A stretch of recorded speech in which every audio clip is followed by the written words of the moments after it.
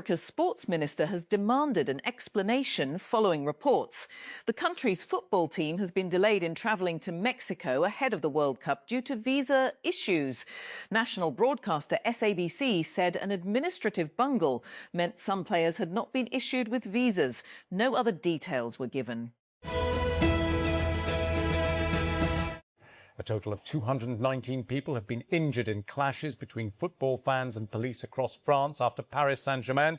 PSG won the Champions League final against Arsenal. 8 were in a serious condition, Interior Minister Laurent Nunez said. Thousands of officers were deployed to curb unrest that disrupted bus, train and rail services in the capital, Paris. 57 of them were injured.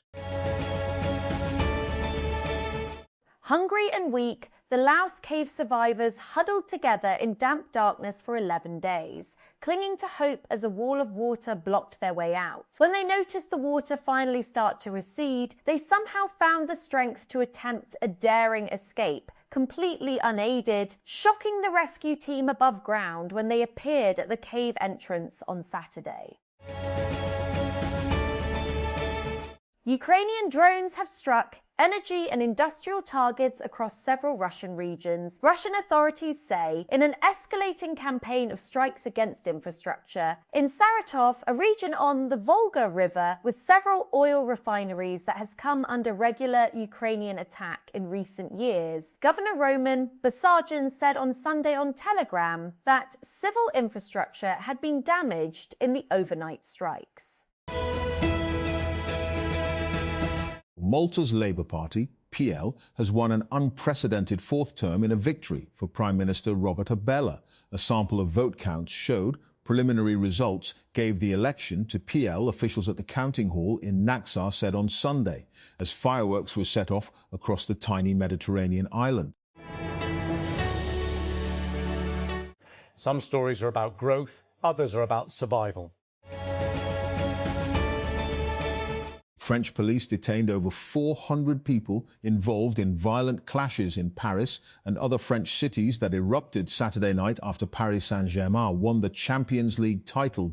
7 officers were injured as football fans set off fires and vandalized shops, Interior Minister Laurent Nunez said, describing the violence as absolutely unacceptable. One small group even tried to storm a Paris police station.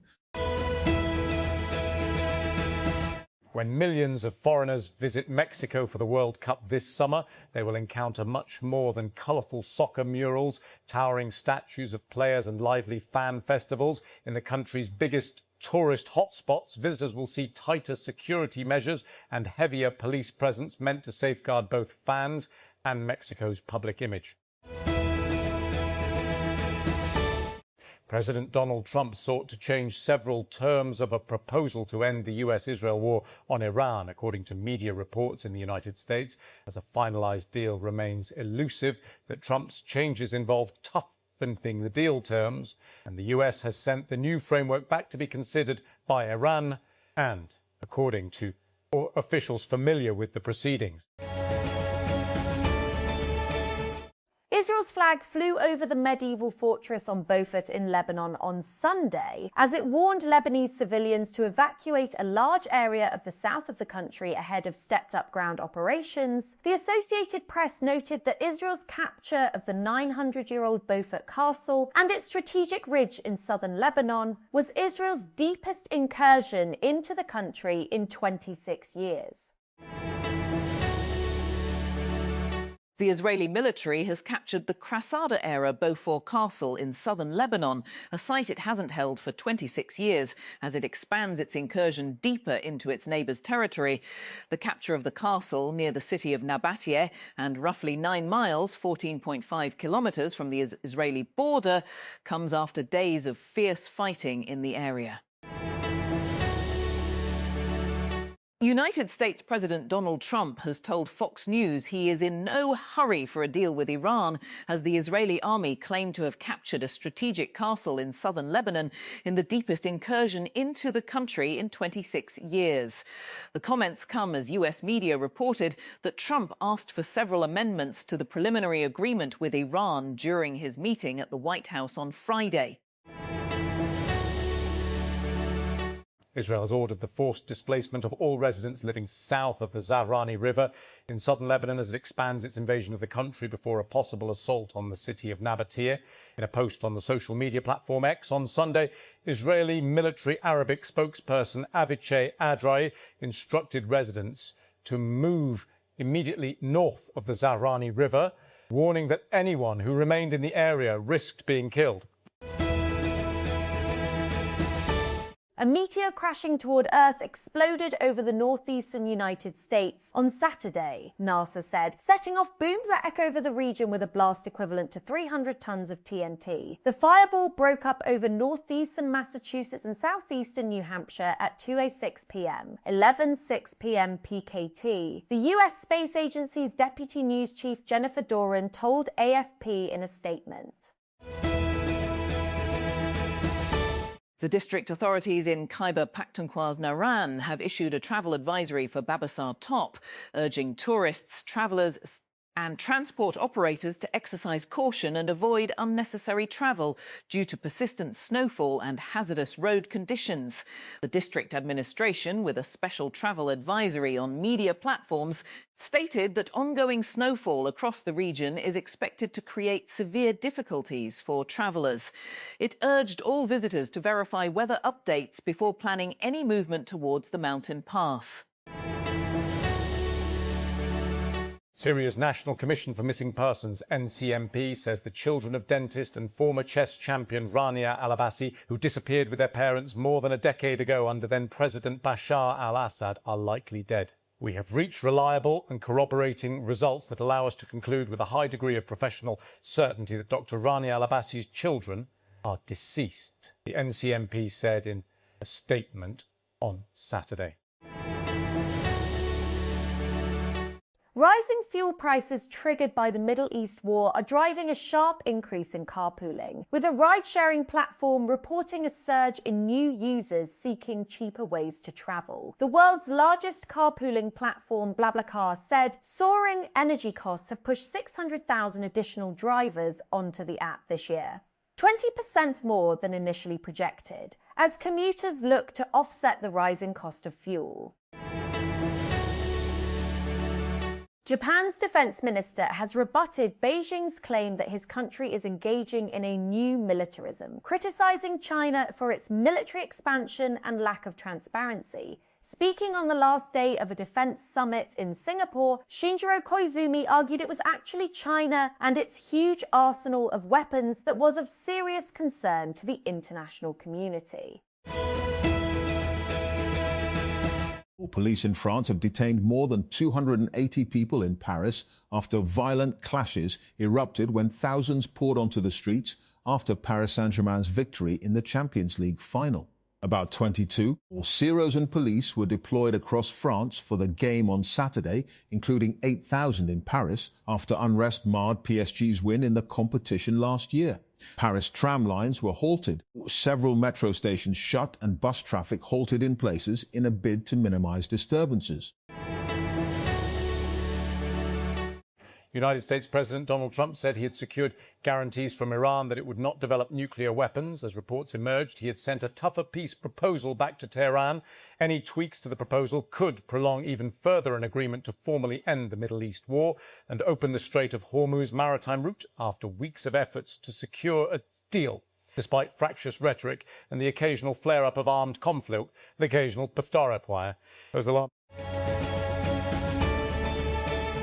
Islamabad, the Federal Investigation Agency, FIA, offloaded 39,786 passengers in 2025 under a lawful, intelligence-driven and risk-based system to curb irregular migration and human smuggling, a top official said on Sunday. Speaking to a select group of senior journalists, Immigration Additional Director General Numan Siddiqui said passenger offloading, often criticized publicly, was primarily a preventive step aimed at saving lives, protecting citizens from exploitation abroad, and safeguarding Pakistan's international image.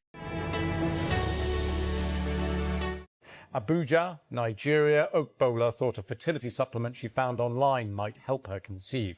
Instead, within days of taking it, she struggled to breathe. Her experience reflects a growing online trade in unverified herbal remedies promoted across social media. Bola not her real name, who is in her early 40s and has never had children, said she bought the supplement earlier this year and increased the recommended dosage, hoping for quicker results after hearing about it from friends and family. The San Antonio Spurs, sparked by superstar Victor Wembanyama, have advanced to the NBA Finals for the first time since 2014 by dethroning the defending champions to Oklahoma City Thunder championship showdown against the New York Knicks. The Spurs captured the best of 7 Western Conference Finals 4-3 on Fosse ante in San Antonio and reached into the NBA Finals, which begin on Wednesday against the Knicks in San Antonio.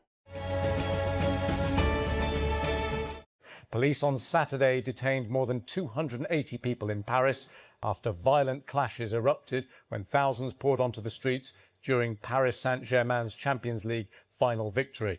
Some 22,000 police were deployed across France for the game, including 8,000 in Paris, after unrest marred PSG's win in the competition last year.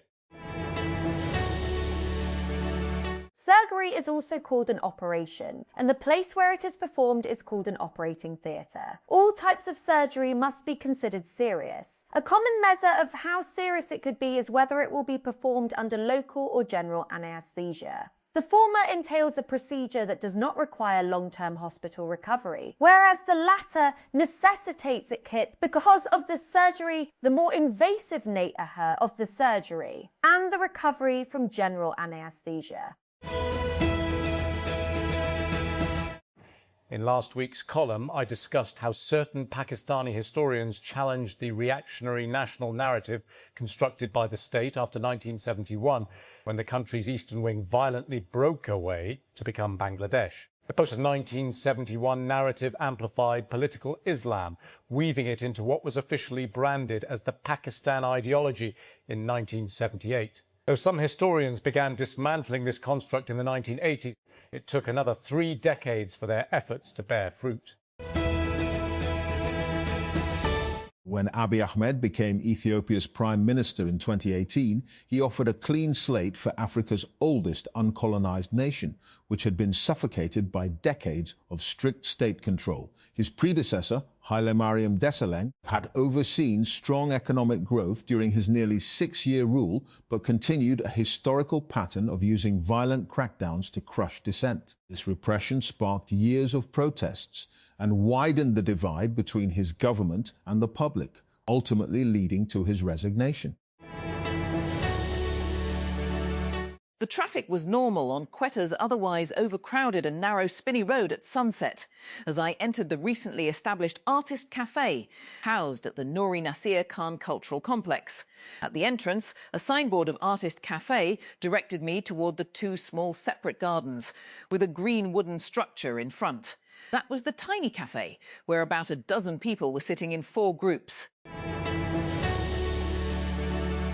Heat is becoming a defining feature of life in many parts of the world. It influences how cities are built, how much electricity they consume, when people can work outdoors, and increasingly how governments prepare for emergencies. The latest warning from the World Meteorological Organization suggests that these pressures are likely to intensify. Global temperatures are expected to remain at or near record levels over the next 5 years, with a strong possibility that the world will experience its hottest year on record before the decade is out. The insurgency in Balochistan has posed a different set of problems for the state, which is still struggling to fully understand its dynamics. Perhaps the biggest challenge is defining the unrest in the province and identifying the factors that are contributing to it. Even as it tries to understand the insurgency, the state has become fixated on the youth, particularly the educated ones, whom it sees as leading the unrest. It sees them as the core of the problem, which it seeks to address through narrative campaigns and a few incentives. In its search for quick fixes, it expects rapid results. And these don't materialize, it stigmatizes the very youth it seeks to influence.